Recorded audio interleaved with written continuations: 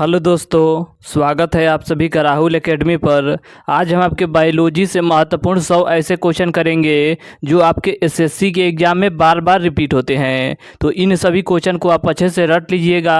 और अगर आपको इसका पीडीएफ चाहिए तो नीचे टेलीग्राम का ग्रुप दिया गया है, वहाँ से ज्वाइन होकर इसका पीडीएफ प्राप्त कर सकते हैं। तो चलिए आइए शुरू करते हैं। देखिए आपका पहला क्वेश्चन दे रहा है कि मनुष्य के जीवन काल में कितने दांत 2 बार विकसित होते हैं। तो इसका करेक्ट आंसर आपका हो जाएगा 20 दांत। अगला क्वेश्चन है कि मानव शरीर में पाचन का अधिकांश भाग किस अंग में संपन्न होता है। तो आपका छोटी आंत में संपन्न होता है। अगला आपका क्वेश्चन है कि मनुष्य में पाचन क्रिया कहाँ से प्रारंभ होता है। तो आपके मुख से ही प्रारंभ हो जाता है।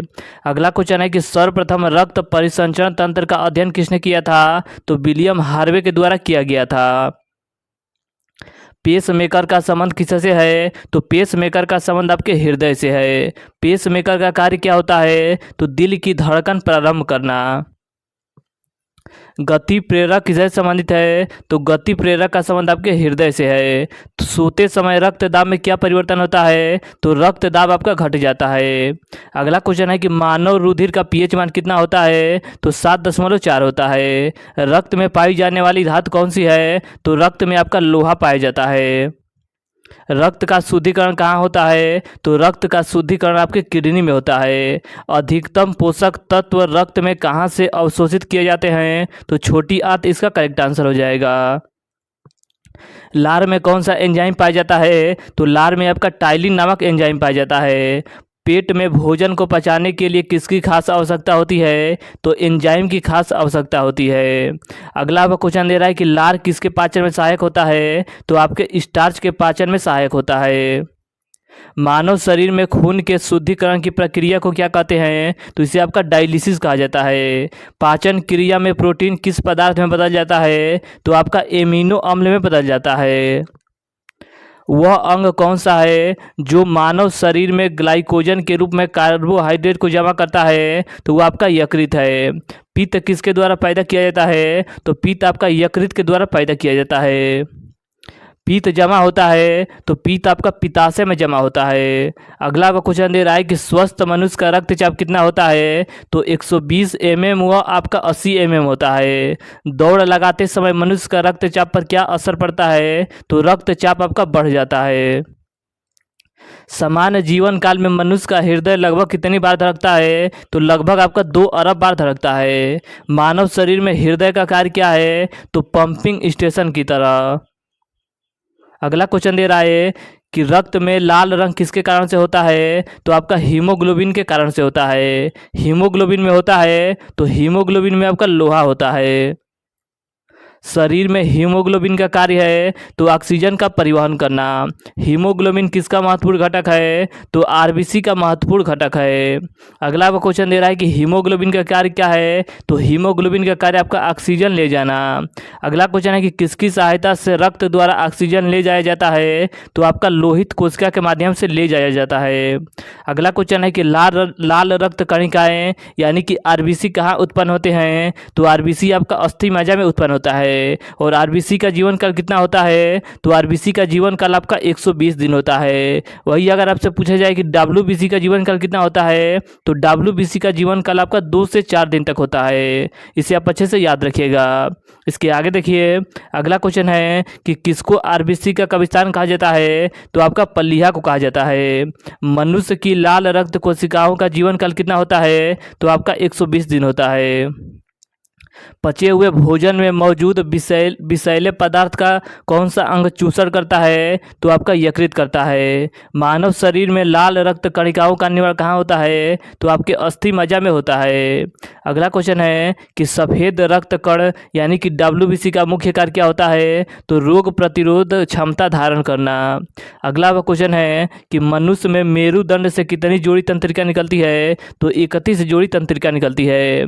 स्तनधारी किसमें यूरिया बनाते हैं। तो स्तनधारी अपना यूरिया आपके यकृत यानी कि लीवर में बनाते हैं। अगला क्वेश्चन दे रहा है कि मूत्र का पीला रंग किसकी मौजूदगी के कारण होता है। तो यूरोक्रोम के माध्यम से होता है। गुर्दे का कार्यात्मक यूनिट कौन सा है। तो वो आपका नेफ्रॉन है। मानव शरीर के भीतर खून किसकी उपस्थिति के कारण नहीं जमता है? तो आपके हिपेरिन के कारण नहीं जमता है। अगला पर क्वेश्चन दे रहा है कि अपोहन का प्रयोग किस प्रक्रिया को पूरा करने में होता है? तो वृक्क को पूरा करने में किया जाता है। मानव शरीर में रक्तचाप नियंत्रित होता है तो अधिवृक्क ग्रंथि से। अगला क्वेश्चन है कि जीवन रक्षक हार्मोन किस ग्रंथि से स्रावित होती है? तो एड्रिनल ग्रंथि से स्रावित होती है। मानव शरीर की किस ग्रंथि को मास्टर ग्रंथि के नाम से जाना जाता है? तो पीयूष ग्रंथि को ही मास्टर ग्रंथि के नाम से जाना जाता है। मनुष्य के शरीर का सबसे छोटी ग्रंथि कौन सी है? तो आपका पिट्यूटरी ग्रंथि है। अगला पर क्वेश्चन दे रहा है कि गर्भाशय में शिशु के विकास की जानकारी हेतु किसका प्रयोग किया जाता है? तो अल्ट्रासाउंड का उपयोग किया जाता है। गाय और भैंस के थानों में दूध उतारने के लिए किस हार्मोन की सुई लगाई जाती है? तो ऑक्सीटोसिन का सुई लगाया जाता है। अगला पर क्वेश्चन दे रहा है कि मायोग्लोबिन में कौन सी धातु होती है? तो मायोग्लोबिन में आपका तांबा धातु होता है। शरीर में सबसे बड़ी अंतःस्रावी ग्रंथि कौन सी है? तो आपका थायराइड ग्रंथि है। अगला पर क्वेश्चन दे रहा है कि कौन सा हार्मोन लड़ो उड़ो हार्मोन कहलाता है? तो इसका करेक्ट आंसर आपका हो जाएगा एड्रेनलिन ग्रंथि को कहा जाता है। तो इसे आप अच्छे से याद रखिएगा कि एड्रेनलिन ग्रंथि को कहा जाता है। अगला क्वेश्चन है कि इंसुलिन है एक प्रकार का, तो यह आपका एक प्रकार का हार्मोन है। किस कोशिका से इंसुलिन स्रावित होता है? तो आपका बीटा कोशिका से स्रावित होता है। अगला क्वेश्चन है कि हमारी छोड़ी हुई सांस की हवा में CO2 की मात्रा लगभग कितना होता है? तो CO2 की मात्रा आपका लगभग 4% होता है। अगला क्वेश्चन है कि मनुष्य में त्वचा किस स्थान पर सबसे ज़्यादा मोटा होता है? तो सबसे ज़्यादा मोटा आपका तलुए यानी कि पैर के तलुए में होता है। अगला पर क्वेश्चन दे रहा है कि मानव शरीर का सबसे बड़ा अंग कौन सा है? तो सबसे बड़ा अंग आपका फेफड़ा माना जाता है। अगला क्वेश्चन दे रहा है कि मानव त्वचा को रंग देने वाला वर्ण कौन सा है? तो वो आपका मेलानिन है। कंडरा जोड़ता है, तो कंडरा आपका पेशी को हड्डी से जोड़ता है। अगला क्वेश्चन है कि मानव शरीर में कौन सी ग्रंथि ऐसी है जिसका संबंध शरीर की उत्तेजना से है? तो अधिवृक्क ग्रंथि है।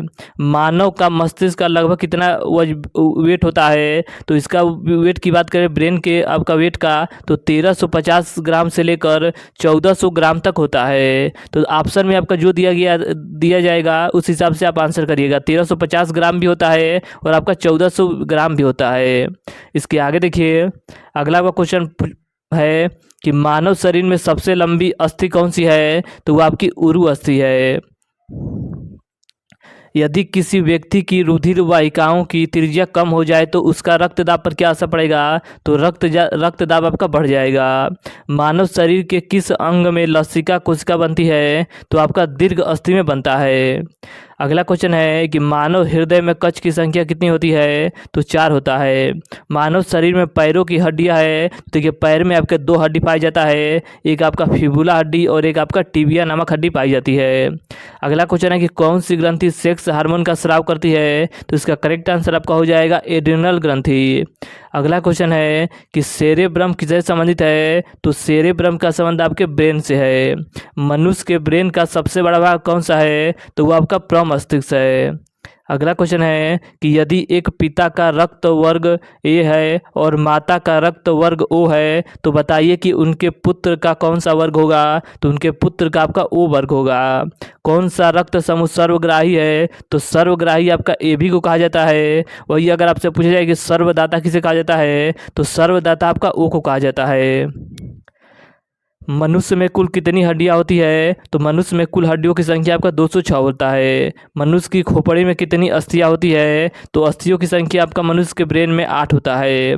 मनुष्य के शरीर में पसलियों के कितने जोड़े होते हैं? तो 12 जोड़े होते हैं। शरीर की सर्वाधिक प्रबल अस्थि कौन सी है? तो वो आपकी जबड़े की है।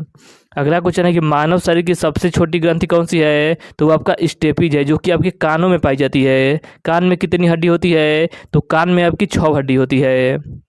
अगला क्वेश्चन है कि मानव शरीर की सबसे लंबी हड्डी कौन सी है? तो फीमर यानी कि जांघ की हड्डी है। अगला क्वेश्चन है कि मनुष्य के शरीर में पैर की हड्डी होती है, तो देखिए पैर की हड्डी आपकी खोखली होती है। टिबिया नामक हड्डी कहाँ पाई जाती है? तो टिबिया और आपका फिबुला नामक हड्डी टांगों में पाई जाती है, यानी कि पैरों में पाई जाती है। अगला आपका क्वेश्चन है कि मानव शरीर के किस अंग की हड्डी सबसे लंबी होती है? तो वही आपकी फीमर यानी कि जांघ की हड्डी। अगला क्वेश्चन है कि वृद्धा अवस्था में मनुष्य की हड्डी क्यों कमजोर हो जाती है? क्योंकि कैल्शियम की कमी हो जाती है। अगला आपका क्वेश्चन दे रहा है कि एथलीट को किससे जल्दी ऊर्जा मिलती है? तो इसका करेक्ट आंसर आपका हो जाएगा कार्बोहाइड्रेट से आपका जल्दी ऊर्जा मिलती है। अगला क्वेश्चन है कि शरीर में ऊतकों का निर्माण किससे होता है? तो आपके प्रोटीन से होता है। प्रोटीन को माना जाता है तो शरीर का निर्माण करने वाला। अगला आपका क्वेश्चन दे रहा है कि एंजाइम मूल रूप से क्या होते हैं? तो एंजाइम मूल रूप से आपके प्रोटीन होते हैं। सोयाबीन में प्रोटीन का प्रतिशत कितना होता है? तो सोयाबीन में प्रोटीन का प्रतिशत आपका 42% होता है। अगला आपका क्वेश्चन दे रहा है कि कैप्सूल का आवरण बना होता है? तो कैप्सूल का आवरण आपका स्टार्च का बना होता है। अगला क्वेश्चन है कि शहद का प्रमुख घटक है? तो शहद का प्रमुख घटक आपका फ्रुक्टोज होता है। अगला आपका क्वेश्चन दे रहा है कि कौन सी शर्करा तत्काल ऊर्जा प्रदान करती है? तो आपका ग्लूकोज करती है। शहद में मुख्यतः होते हैं? तो शहद में मुख्यतः आपका कार्बोहाइड्रेट होता है। सर्वाधिक ऊर्जा प्रदान करता है? तो सर्वाधिक ऊर्जा आपका कार्बोहाइड्रेट के द्वारा प्रदान किया जाता है। अगला क्वेश्चन है कि शाकाहारी अधिकतम प्रोटीन खाते हैं? तो आपके दालों से खाते हैं। प्रोटीन का सर्वप्रथम स्रोत कौन सा है? तो प्रोटीन का सर्वप्रथम स्रोत आपका सोयाबीन है। और सोयाबीन में कितना % प्रोटीन पाया जाता है? तो लगभग 42% प्रोटीन पाया जाता है। अगला आपका क्वेश्चन दे रहा है कि मानव शरीर में वसा जमा होता है? तो वसा आपका वसा ऊतक में जमा होता है। अगला क्वेश्चन है कि ऊँट बिना पानी के कुछ दिन तक मरुस्थल में रहता है, ऐसा वह कर पाता है? तो इसका करेक्ट आंसर आपका हो जाएगा अपने कुबड़ में जमा किए चिकनाई का प्रयोग करके यह आपका ऐसा कर पाता है। दांतों में क्या होता है? तो दांतों में आपका कैल्शियम होता है।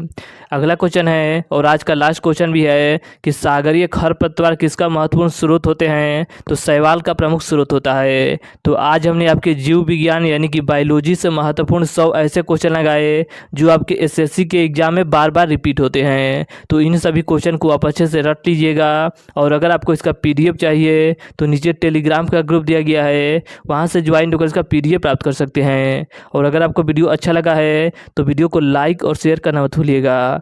तो चलिए आज के लिए इतना ही, धन्यवाद।